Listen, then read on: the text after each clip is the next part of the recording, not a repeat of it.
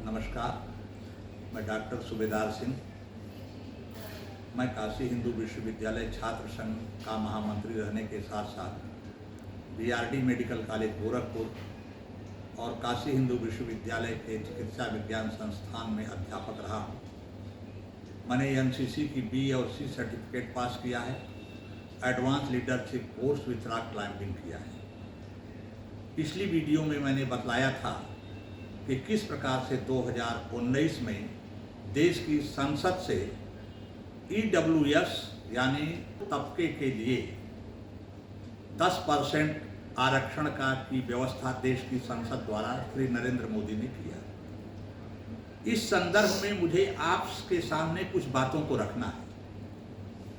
EWS के लिए जो प्रमाण पत्र जारी होता है आर्थिक रूप से कमजोर सवर्णों के लिए, वो फैमिली के आधार पर होता है। जो तहसील से जारी होता है उसमें 5 एकड़ जमीन का प्रावधान है, शहरों में प्लाट का प्रावधान है, आपका मकान कई स्क्वायर फीट में इसका प्रावधान है, और आपके परिवार की आमदनी 8 लाख रुपया सालाना से ज्यादा न हो।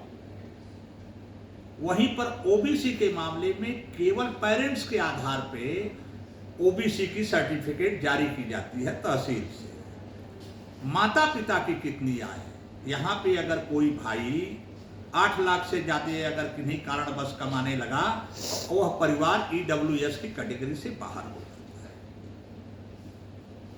कल्पना करिए कि बनारस हिंदू विश्वविद्यालय में एक लड़का ओबीसी असिस्टेंट प्रोफेसर बनता है, ओबीसी कोटा।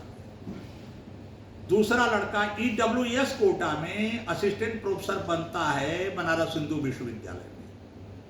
ओबीसी कैटेगरी का लड़का माता पिता की आय के आधार पर वह रीडर माने एसोसिएट प्रोफेसर के लिए अप्लाई कर सकता है अगर उसके माता पिता की आमदनी 8 लाख से ज्यादा नहीं है।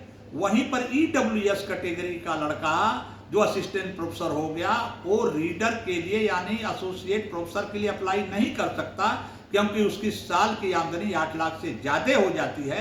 वह इसलिए होता है कि फैमिली के आधार पर इसे EWS का सर्टिफिकेट तहसील से जारी किया जाता है। तो मेरी यह एक मांग है कि EWS कैटेगरी के भी लोगों को केवल और केवल माता पिता की आय 8 लाख से सालाना ज्यादा न होने पर उन्हें EWS कैटेगरी का प्रमाण पत्र जारी किया जाए, ताकि जो EWS पद के लिए जो असिस्टेंट प्रोफेसर के बाद एसोसिएट प्रोफेसर और प्रोफेसर के लिए पोस्ट आती है, वह पोस्ट खाली न रह जाए, वैकेंट न रह जाए।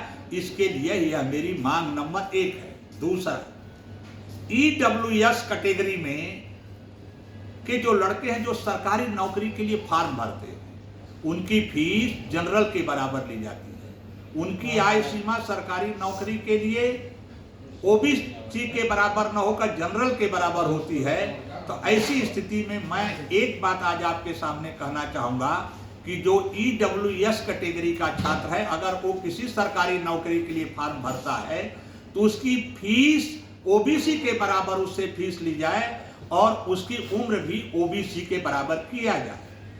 आप जानते हैं कि जो त्रिस्तरीय चुनाव होता है पंचायती राज व्यवस्था के अंतर्गत, उसमें ओबीसी के लिए सीट रिजर्व है उसके कोटे के मुताबिक, SC/ST के लिए सीट रिजर्व है उसके कोटे के मुताबिक, लेकिन EWS के लिए 10% सीट रिजर्व नहीं है। मेरी एक यह मांग है कि त्रिस्तरीय जो पंचायती चुनाव होता है, जो प्रधान, BDC, जिला पंचायत का अध्यक्ष, जिला पंचायत का मेंबर, ब्लॉक प्रमुख, शहरों में मेयर, सभासद, इन सब में भी EWS के लिए 10% सीट रिजर्व किया जाए। अकेले सूबेदार इसमें कुछ नहीं कर सकता। मुझे आपका सहयोग चाहिए, समर्थन चाहिए। और मैं एक बात कहना चाहूंगा, डॉक्टर लोहिया ने कहा था एक बार देश के अगड़ों से कि पिछड़े पावे 100 में 60, इसके लिए हिंदुस्तान के सवर्णों को खाद का काम बनना पड़ेगा। तो जो लोग EWS कैटेगरी में नहीं है लेकिन सक्षम हो गए हैं, वे लोग खाद तो न बने, लेकिन इनको इनका हक ओबीसी के बराबर, ताकि इनके साथ भी न्याय हो सके, उम्र इनकी ओबीसी के बराबर हो जाए, फीस ओबीसी के बराबर लगे, पंचायती राज व्यवस्था में इन्हें आरक्षण मिल जाए और इनको ओबीसी की तरह ही EWS का प्रमाण पत्र भी जारी किया जाए, केवल माता पिता की आय के आधार पर। यही हमारी आप लोगों से विनती है। जय हिंद, जय भारत।